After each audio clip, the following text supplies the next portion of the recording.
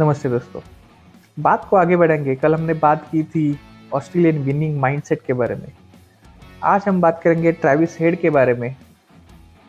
एक ऐसा प्लेयर जो 3-4 साल से ऑस्ट्रेलिया का ही नहीं बल्कि दुनिया का सबसे बड़ा प्लेयर बन के उभरा है in terms of finishing the knockouts. अकेले दम पे उसने ऑस्ट्रेलिया को 3-4 ट्रॉफीज जीता दी है। ऐसा परफॉर्म किया है नॉकआउट्स में जो दुनिया याद रखती है और रखेगी, आगे भी रखेगी।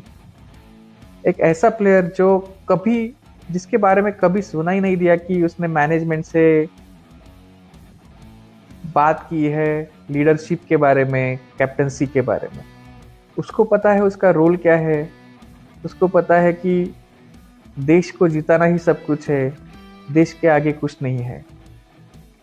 Captaincy and Australian management also knows कि batting is a different skill और bowling is a different skill and leadership is a different skill. So Australia England में कैसे होता है कि लीडरशिप बेसिस पे, लीडरशिप स्किल्स के ऊपर से कैप्टन चुना जाता है, ना कि उसका एवरेज कितना है, एक साल में उसने 1000 रन बनाए हैं, तीनों फॉर्मेट में खेलता है कि नहीं।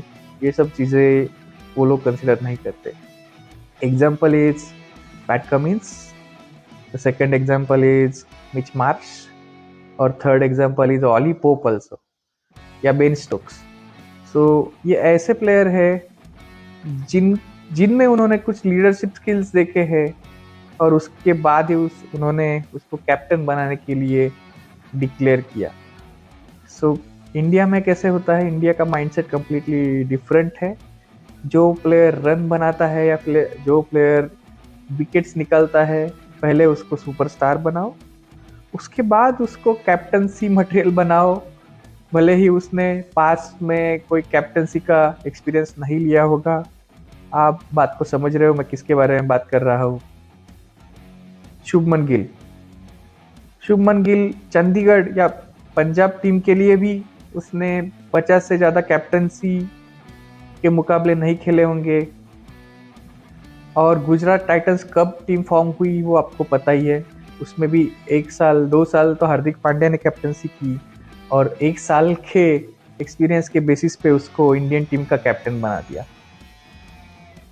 Agreed that he has made lot of runs and all, but how you are judging the leadership skills? Leadership skills में टीम को ग्रुप करना, टीम को ग्रूम करना, टीम को साथ में रखना, डिसीजन मेकिंग, ये सब स्किल्स आते हैं। गेम को समझना, गेम की परख होना, प्रेजेंस ऑफ माइंड, ये सब स्किल्स लीडरशिप स्किल्स के पार्ट है।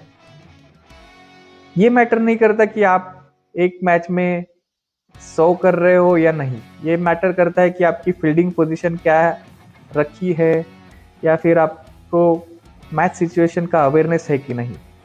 और इंटरनेशनल लेवल पे आप ऐसा नहीं कर सकते कि एक प्लेयर को कैप्टन बना दो और उसके बाद उसको ग्रूम करो।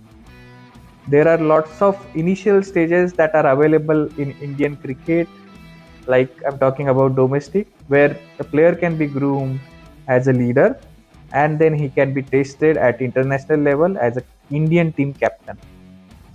तो ये स्टार कल्चर इंडिया को फिनिश करना पड़ेगा।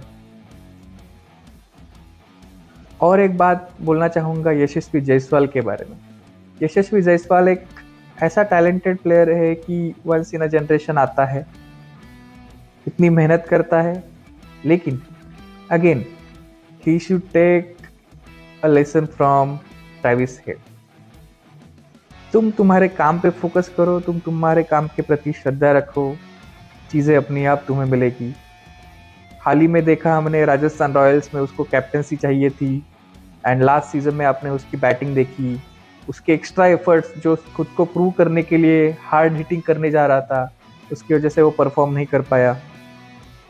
Same case in Mumbai Ranji team that he mentioned he wanted captaincy and then he if वो डिनाई होगी तो वो गोवा जाने के लिए रेडी हो गया।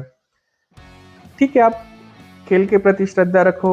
देर are people to analyse your skills, leadership skills, and then they will decide. No need to lose your trust from your skills, trust your skills, you will grow, definitely grow, like Travis said. उसने कभी मांगा नहीं but उसको मिलता गया।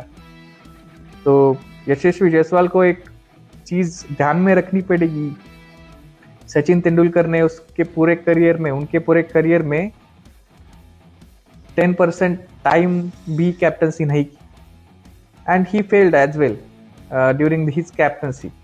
सो captaincy, और फिर भी वो दुनिया के या फिर इंडिया के सबसे बड़े प्लेयर माने जाते हैं।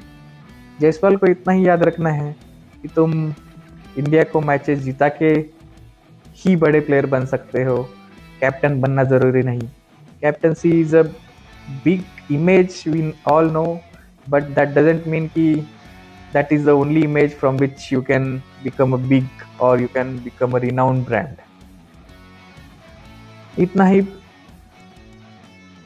इतना ही कहना चाहूंगा आज के लिए। बातें होती रहेंगी और आपका सपोर्ट चाहिए बस। हमारे चैनल को ज़रूर सब्सक्राइब कीजिए, और आपको वीडियो पसंद आ रहे होंगे तो लाइक ज़रूर कीजिएगा। आपके फीडबैक हमारे लिए बहुत ज़रूरी है, तो कमेंट सेक्शन में जो भी आपके फीडबैक्स है वो मेंशन कीजिए। Thank you so much.